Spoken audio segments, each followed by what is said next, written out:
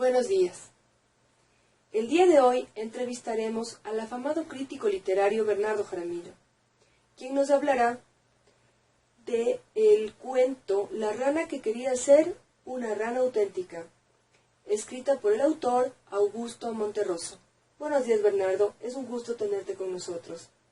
Cuéntanos, ¿qué te ha parecido esta historia? Buenos días con todos. Un placer acompañarlos el día de hoy.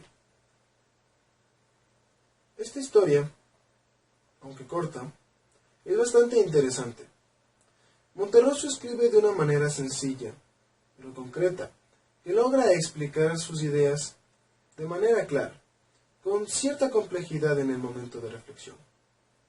Entre estas ideas, uno puede observar que Monterroso trata de expresar algunos problemas sociales que uno puede encontrar en nuestra sociedad. ¿Y qué problemas sociales crees que quería explicar a través de la historia de la rana? Bueno, el problema principal que uno puede observar sería la búsqueda de la aceptación por parte de la sociedad hacia una persona. Y en este caso, ¿qué hizo la rana? ¿Qué métodos utilizó para ser aceptada socialmente? Bueno, tuvo varios métodos para poder obtener esta aceptación. Al principio, solía observarse en un espejo, buscando su autenticidad. Pero esto dependía del humor que tenía la misma. Pues, dependiendo de la rana se sentía auténtica o no. Entonces, un día, la rana se cansó y decidió guardar el espejo en un baúl. Posteriormente de esto, la rana intentó vestirse y desvestirse. Pero finalmente llegó a sacrificar demasiado para poder obtener esta aceptación. ¿Y en qué consistió este sacrificio? Pues permitió su mutilación. Permitió que las personas le arrancaran las ancas para comerlas. Y bueno, con todo el sacrificio que hizo la rana, ¿ella consiguió llegar a su objetivo o consiguió la aceptación que buscaba?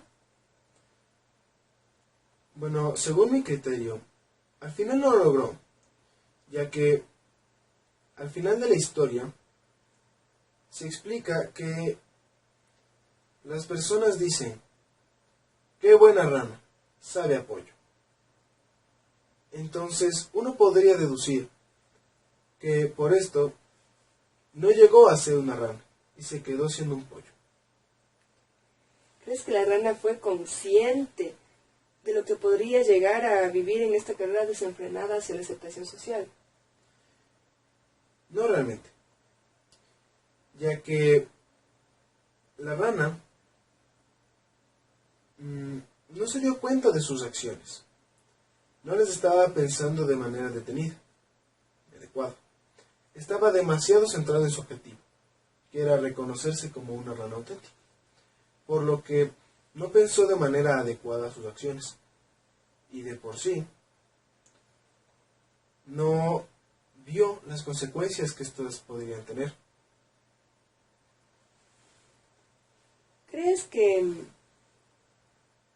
tal vez la rana estaba buscando esa aceptación en una sociedad a la cual ella no pertenecía y esto pudo confundirla más?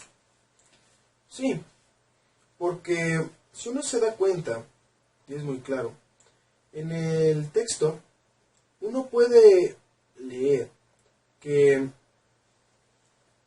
la rana buscaba aceptación por parte de los seres humanos y no por los de su misma especie, que son ranas. Entonces, esto pudo haberla confundido en cierto grado.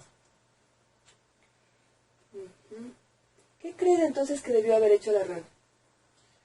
Bueno, lo primero que debió haber hecho sería aceptarse a sí misma para poder así tener una seguridad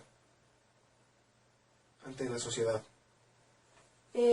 Bueno, quiere decir que de todas maneras la aceptación sí es importante, la aceptación social. En cierto grado, ya que para poder vivir en una sociedad hay que aprender a convivir en la misma. Y para esto hay que encontrar un punto de armonía. Para poder encontrar este punto de armonía, primero, como ya dije antes, hay que aprender a aceptarse a uno mismo. Y después, obtener aceptación por la sociedad. Y la armonía de la que hablas, ¿cómo se consigue? Bueno, lo primero que uno debe hacer es respetar y tolerar,